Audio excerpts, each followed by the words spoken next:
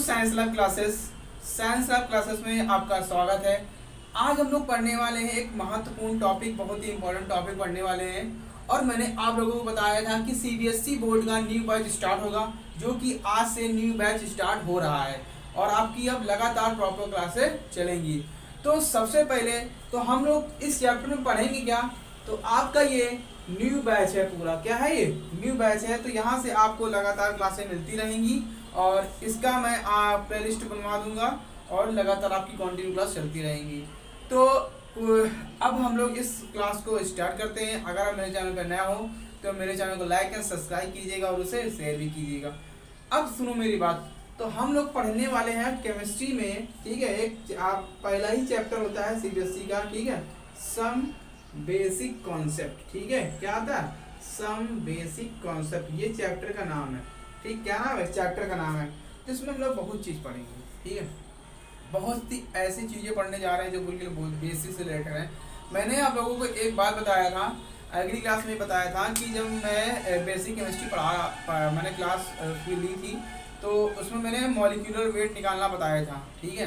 क्या बताया था? मॉलिक्यूलर वेट निकालना। तो आपने वो सीख लिया होगा अच्छे से, वो निकालना आना चाहिए, क्योंकि अभी न्यूमेरिकल हम लोग जब करेंगे तो वो उसके लिए हमें बहुत अच्छी प्रैक्टिस होनी चाहिए, ठीक, वरना भी हम नहीं कर पाएंगे। तो देखो मेरी बात ध्यान सुनो। तो सबसे पहले यहाँ जो बात आती है, ठीक है, तो हम लोग न्यूमेरिकल को सॉल्व करेंगे। किसको सॉल्व करना है? हमें न्यूमेरिकल को। ध्यान से सभी लोग समझिएगा, ठीक है। बहुत इंपॉर्टेंट चैप्टर है और अभी एग्जाम जब आपके सीबीएसई वाले होंगे तो उसमें आपकी पूछा भी जाता है, ठीक है। और एक चीज़ और, ये जो क्लास है 11th के लिए, किसके लिए है वो? क्लास 11 के लिए, ठीक है। किसके लिए? क्लास 11 के लिए, फर्स्ट ईयर के लिए। तो आज हम क्लास को स्टार्ट करते हैं। तो मेरी बात ध्यान सुनो। आप लोगों ने पढ़ा होगा, स्कूल में भी पढ़ा होगा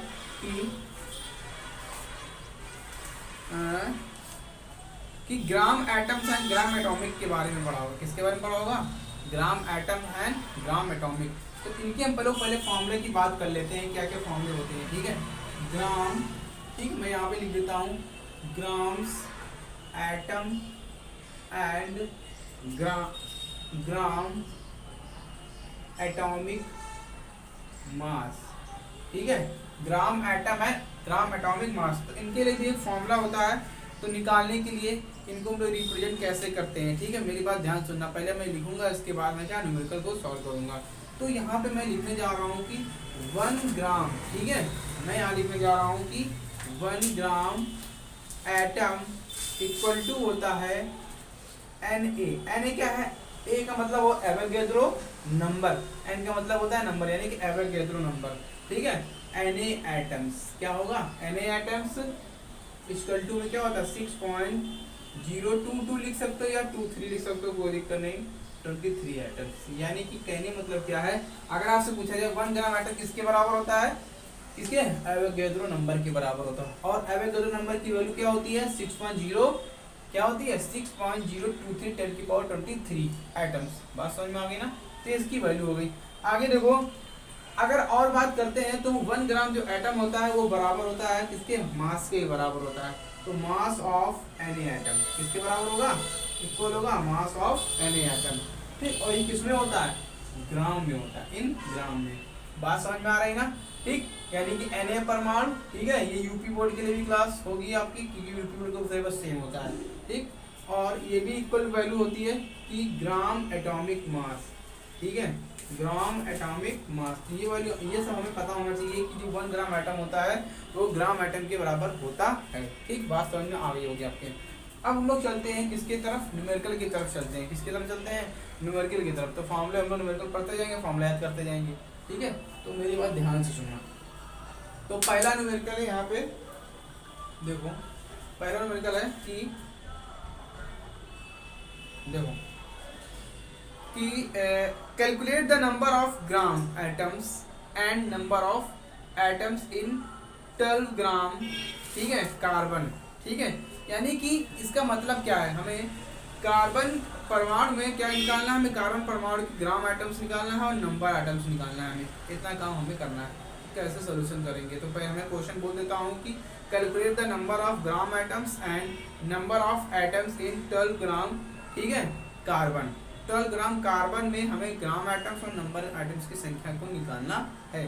तो कैसे सॉल्व करेंगे। तो एक फॉर्मूला होता है, ठीक है, क्या होता है, एक फॉर्मूला होता है ग्राम एटम बराबर, तो मैं यहाँ पे फॉर्मूला लिख रहा हूँ, क्या लिख रहा हूँ मैं, फॉर्मूला। तो ग्राम एटम इक्वल टू होता है मास, ठीक है, क्या होता है, मास बटे एटॉमिक मास, मास बटे क्या होता है, एटॉमिक मास, ये इसका फॉर्मूला होता है, ठीक है, बात समझ में गया ना। अब मेरी बात ध्यान सुनो, यहाँ पे गिवन है, ठीक है, यहाँ पे मेरे पास क्या कार्बन है, आप जानते होंगे कार्बन का एटॉमिक मास क्या होता है, ठीक है, किसका, कार्बन का एटॉमिक मास, परमाणु भार 12 होता है, कितना होता है, 12, और यहाँ पे क्या दिया हुआ है, एटॉमिक मास 12, और यहाँ पर मास दिया हुआ है, क्या दिया हुआ है, मास गिवन है यहाँ पे, तो मास गिवन है, मास क्या दिया है, 12 दिया है। अब वैल्यू को हम लोग यहाँ जब पुटअप करेंगे तो हमें क्या निकालना है, ग्राम एटम निकालना था, क्या फाइंड आउट करना है, ग्राम एटम। अब मेरी बात ध्यान सुनो, इसकी वैल्यू यहाँ पुटअप करेंगे 12 आएगा, इसकी वैल्यू यहाँ पुटअप करेंगे तो कट जाएगा, क्या आ जाएगा, 1 आ जाएगा, क्या आ जाएगा आंसर, 1 ग्राम एटम आ गया, क्या आ गया, 1 ग्राम एटम। ये पहला आंसर हुआ। तो हमने क्या निकाल लिया, ग्राम एटम निकाल लिया। अब हमें नंबर्स निकालने हैं, नंबर्स ऑफ एटम्स निकालने हैं। तो नंबर्स ऑफ एटम के लिए फॉर्मूला क्या होता है, मैंने यहाँ लिखा नंबर ऑफ एटम्स, ठीक है, number of atoms equal to में एवोगैड्रो नंबर, ठीक है, ठीक, number of gram atom, number of gram, ये फॉर्मूले हैं, एटम और multiply Avogadro number. Avogadro number क्या होता है, 6.023 और 10 की पावर क्या हो जाएगा, 23, ठीक। तो हमें पता है अगर यहाँ पे उम्र रखेंगे तो वैल्यू तो वही आने वाली है ना, क्या आने वाली है, वैल्यू तो वही आने वाली है, ठीक है, बात समझ में गया ना। तो क्या आ जाएगा ओवरऑल 6.023 और 10 की पावर क्या हो जाएगा, 23, तो ये आ जाएगा इसका एटम्स, क्या हो जाएगा ये एटम्स, तो ये आंसर आ जाएगा। पहला क्वेश्चन सॉल्व हो गया, बात समझ में गया ना। तो कार्बन में कितने ग्राम एटम होते हैं, 1, और इसमें नंबरों की संख्या कितनी होती है, 6.023 10 की पावर 23, ये बात आपको समझ में आ गई, ठीक है। तो ये आपका पहला न्यूमेरिकल का सवाल था। तो हमें यहाँ पे क्या पता होना चाहिए, मॉलिक्यूलर वेट तो पता ही होना चाहिए, तभी हम लोग फाइंड आउट कर सकते हैं, बात समझ में आ गई ना। अब हम लोग चलते हैं दूसरे सवाल पर चलते हैं, ठीक है, किस पे चलते हैं, दूसरे क्वेश्चन पर। तो दूसरे क्वेश्चन पे देखो, अभी फॉर्मूला वही लगेगा, अभी 2-3 सवाल हम इसी के लगाएंगे, ठीक है, किसके लगाएंगे, 2-3 सवाल हम इसी के ही फाइंड आउट करेंगे। तो मेरी बात ध्यान सुनो, अब क्वेश्चन में बोलने जा रहे हैं calculate the mass of the following in gram, यानी कि सभी यहाँ पे 3 क्वेश्चन दिए हुए हैं, कितने क्वेश्चन दिए हुए हैं, 3, 1 जिसमें दिया हुआ है 2 ग्राम एटम, ठीक है, इसके सी मतलब क्या होता है, कैल्शियम होता है, क्या होता है, कैल्शियम होता है, ठीक है। और यहाँ पे दिया हुआ सेकेंड नंबर, ठीक, 3Na एवोगैड्रो नंबर, ठीक है, क्या दिया हुआ है, एवोगैड्रो नंबर, एटम्स 8He, यानी कि हीलियम परमाणु के 8 एटम दिए हुए हैं, यहाँ पे 3Na वैल्यू दी हुई है, ठीक है, और इसकी वैल्यू क्या दी है, 2 ग्राम Ca। अब यहाँ पे हमें क्या निकालना है, यहाँ पे हमें मास निकालना है, क्या निकालना है, हमें मास निकालना। तो मास बराबर फॉर्मूला क्या होता है, मास इक्वल टू फॉर्मूला होता है, देखो मेरी बात सुनो, तो मास इक्वल टू, इसको सॉल्व करने जा रहे हैं, तो मास इक्वल टू फॉर्मूला होता है ग्राम एटम, ठीक है, और मल्टीप्लाई एटॉमिक मास, ठीक है, क्या होता है, एटॉमिक मास, ये आपका फॉर्मूला होता है, ठीक, ये फॉर्मूला। तो हम लोग क्या करेंगे, मास इक्वल टू में क्या होगा, ग्राम एटम यानी कि किसकी वैल्यू दी, देखो दी है वैल्यू, यहाँ पे 2 वैल्यू दी है, क्या दी है, ग्राम एटम 2, और कैल्शियम एटॉमिक मास कैल्शियम कितना होता है, 40 होता है, कितना होता है, 40, तो मल्टीप्लाई करेंगे कितना आ गया, 80 आ गया आंसर, कितना आ गया, 80 ग्राम आ गया, कितना आ गया, 80 ग्राम। तो ये पहला आंसर आ गया। अब दूसरा कैसे निकालेंगे, अब सुनो, दूसरा निकालने के लिए हम लोग क्या करेंगे, तो Na ऑफ, ठीक, देखो मेरी बात सुनो, तो यहाँ पे हम लोग कुछ नहीं करेंगे, जो मेरे पास आया हुआ है क्या, तो हम यहाँ पे लिखेंगे Na atoms of He equal to में क्या हो जाएगा, ग्राम एटॉमिक मास, ठीक है, क्या हो जाएगा, ग्राम एटॉमिक मास, कितना है यहाँ पे 4 ग्राम, कितना आएगा 4 ग्राम, क्योंकि हीलियम का परमाणु भार कितना होता है, 4 ही तो होता है ना, वो ही मैंने लिखा यहाँ पे, ठीक है, क्या लिखा मैंने वही, तो कुछ नहीं करना है, बस 3 का मल्टीप्लाई करा देना। तो यहाँ पे कितनी वैल्यू दी थी, 3 दिए थे, 3, और 3 × 4 में करा दो, क्या आ गया, 12 ग्राम, ठीक है, कितना आ गया, 12 ग्राम आंसर आ गया। ये मेरे पास वैल्यू आ गई है। ठीक है, मैंने 2 ग्राम आइटम कैल्शियम के लिए निकाल लिया, इधर हमने निकाली हीलियम के लिए। तो इतना छोटा सा सवाल है। ठीक है, पेपर में आता है, बहुत इंपॉर्टेंट सवाल है। ठीक है, पेपर में पूछ लिया जाता है, तो आपको ये समझ में आ गया होगा। ठीक, अब हम लोग चलते हैं आगे। ठीक है, अब सुनो, अब हम लोग चलेंगे आगे। तो आगे हमको क्या पढ़ना है, सुनो। आगे हम एक क्वेश्चन और सॉल्व करेंगे। क्या करेंगे, एक क्वेश्चन को और सॉल्व करेंगे अच्छे से। ठीक, देखो तो यहाँ पे दिया हुआ है कैलकुलेट द मास ऑफ, ठीक है, calculate the mass of 1 hydrogen atom. बहुत सारा सवाल है।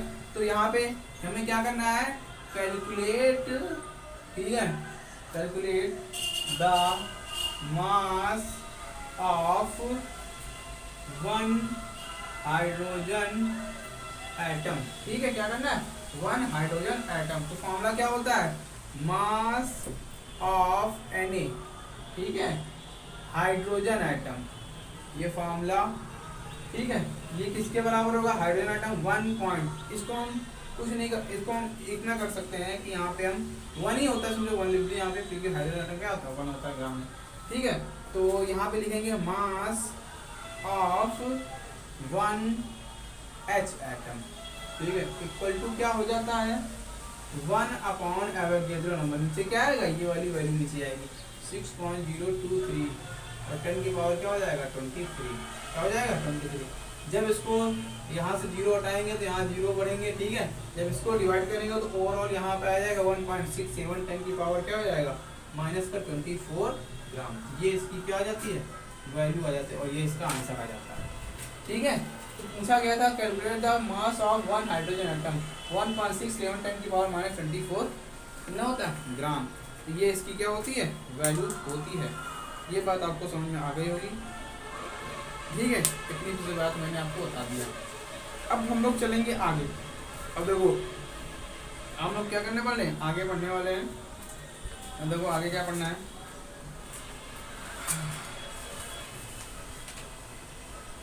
देखो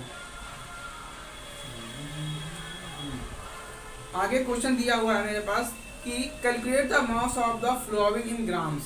ठीक है, क्या दिया हुआ है, देखो बहुत सरल सवाल है। और इसके बाद ये लास्ट सवाल है। क्या सवाल है, ये लास्ट क्वेश्चन है। समझ में आ रहा हो, चैनल को लाइक कीजिएगा और सब्सक्राइब भी कीजिएगा। ठीक, तो देखो मेरी बात सुनो, यहाँ पे क्वेश्चन दिया हुआ है calculate the mass of following in gram. जैसे पहला क्वेश्चन दिया मेरे पास, पहला नंबर 1/2, ठीक है, मोल, ठीक है, mole of N2 nitrogen gas. इधर दिया हुआ है, क्या दिया हुआ है, 3Na, ठीक है, मॉलिक्यूल्स, क्या दिया हुआ है, मॉलिक्यूल्स ऑफ O2। ये गिवन है मेरे पास, क्या गिवन है, इतनी चीज मेरे पास गिवन है। तो इसके लिए हम लोग क्या करेंगे, कैसे निकालेंगे, तो फॉर्मूला क्या होता है, इसके लिए फॉर्मूला होता है मास इक्वल टू, फॉर्मूला मैं लिख दे रहा हूँ। अगर हम N2 का मोल निकालना है तो क्या, मोल दिया हुआ है, मास निकालना है तो मास इक्वल टू में होता है ग्राम एटम, ग्राम मॉलिक्यूल्स। ठीक है, ग्राम मॉलिक्यूल्स और मल्टीप्लाई मॉलिक्यूलर वेट यानी कैपिटल है। ठीक है, क्या मॉलिक्यूलर मास निकाल सकते हैं तो कैपिटल है। तो इसकी वैल्यू कितनी दी है, 1/2। ठीक है, N2 की कितनी होती है, देखो नाइट्रोजन की होती है 14 होती है, 2 का मल्टीप्लाई करोगे 28 हो जाएगी। क्या आ जाएगी, 28। तो 2 से डिवाइड कर दो कि क्या आ जाएगा, 40 ग्राम आ जाएगा। मास कितना आ गया, 40 ग्राम आ गया, आंसर आ गया। बात समझ में आ गई ना, मैंने क्या किया। अब दूसरा वाला कैसे निकालोगे, दूसरा वाला निकालने के लिए बहुत ही सरल है। तो यहाँ पे लिखेंगे क्या, Na नंबर ऑफ मॉलिक्यूल्स, यहाँ दिया, जब भी पहचाने Na दिया तो नंबर ऑफ मॉलिक्यूल्स। ठीक है, नंबर ऑफ मॉलिक्यूल्स, ठीक है, ऑफ किसके निकालने हमें, O2 का निकालना। तो क्या होता है, कितनी वैल्यू दी है यहाँ पे, ऑक्सीजन की। ऑक्सीजन की क्या होती है, 16, 16 दूना 32, और 16, 32 कैसे आया, ऑक्सीजन की परमाणु गुणा कितना होता है, परमाणु भाग, एटॉमिक वेट 16 होता है, 2 को मल्टीप्लाई करा देंगे, 16 से 32 हो गया।